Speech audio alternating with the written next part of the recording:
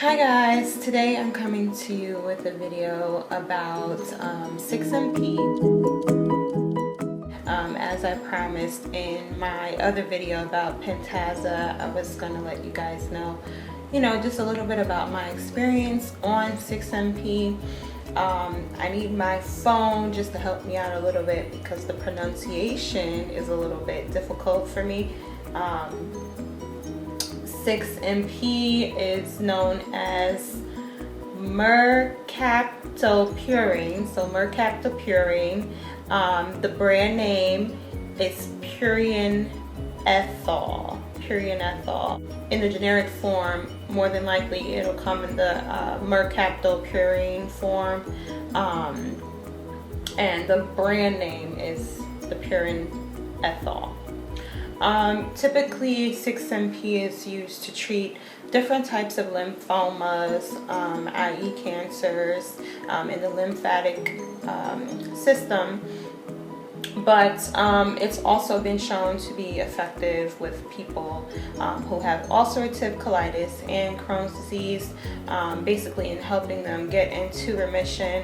And also it's been known to be a maintenance medication, so it'll be given at low doses daily so that the person will be able to stay in remission. 6MP, especially in my case, and also according to the CCFA, the Crohn's and Colitis Foundation of America, if you don't know what CCFA stands for, it's been used to take people who have Crohn's disease or ulcerative colitis off of steroids. And I was on steroids for quite a long time, bouncing back and forth between different steroids, including the budesonide and the prednisone. And so I was on the 6MP from, for about 2 months. I did it from September to November.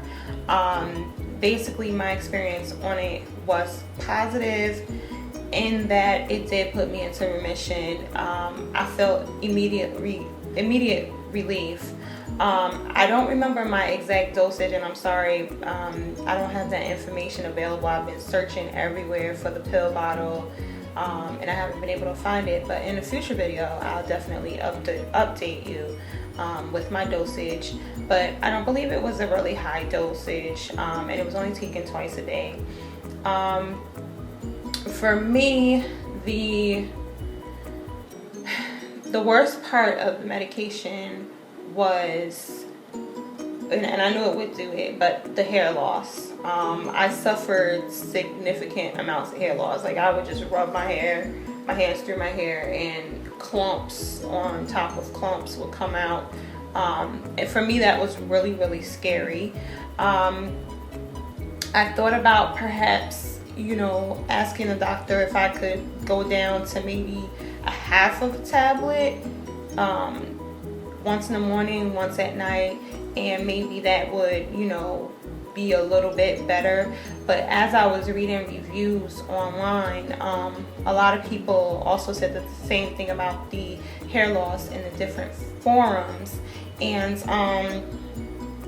some people are learning to live with it, and learning to like wigs and stuff like that.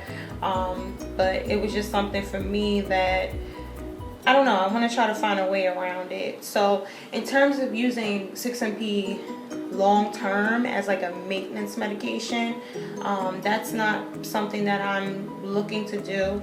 But if it will put me into remission like it did, I'm all for it. And then maybe finding something else a little bit different for maintenance. So that's something that I'm discussing with my doctor. This is just my personal experience, as I've stated in videos before. I'm not a doctor. This is just, something that I'm considering, with my health. But you have to consult with your doctors and, your treatment team and figure out what's best for you. Yeah. But do I give it a thumbs up or a thumbs down? For me, it's definitely a thumbs up. If I could just find a way to combat the hair loss issue, you know, that will make it even more positive for me. But just the fact that it worked quickly, which I think is really, really important, to have a medication that works fast and delivers relief, you know, from the inflammation. Oh, another thing was that my doctor actually, my personal physician, not the specialist, the gastroenterologist, they kind of knew that my levels of vitamins are already really, really low. Being on the 6-MP, it works as a chemo medication, so it basically depletes, kills off your cells, different cells in your stomach, and you know, which is the reason why you have the hair loss. But they also prescribed metabolic steroids, metabolic vitamins for me to take while I was on the 6-MP.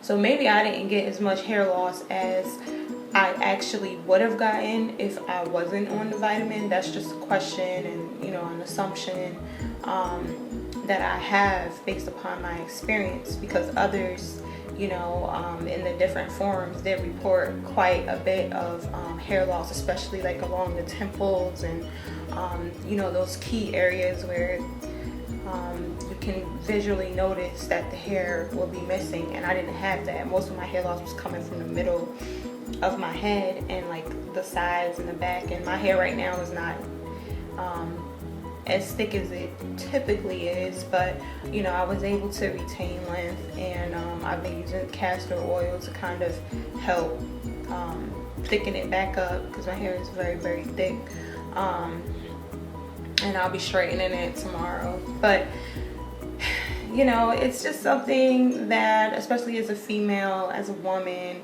you know, when your image and you know, your self-confidence can be affected by certain medications, and that's just something to consider and think about. So if you have any questions or comments, leave them below. Also, I'm getting ready to launch my website again. I had it for a while, for about 5 years, and then I took it offline just to kind of revamp things a little bit, and I'm kind of going in a different direction with, you know, what type of material I want to cover on my website. But the address is www.tchanielle.com, Tchanielle.com. I expect to have it launched within the next week or two. I'm working on that. And for those that were following me on my blog, tchanielle.blogspot.com, that material is still going to be there. I'm just going to have a redirection link sending you guys over to my new website. So yeah. Thank you guys, and give me a thumbs up. Please subscribe for more videos, more information, and I hope this is helpful to somebody. But again, I'm not a doctor, and this is just my personal experience, and I want to be able to, I guess, give, you know, my opinion, and hope it helps somebody. You know, it's worth a try with IBD. You know, just try different things and see what works for you. Thank you. Bye-bye.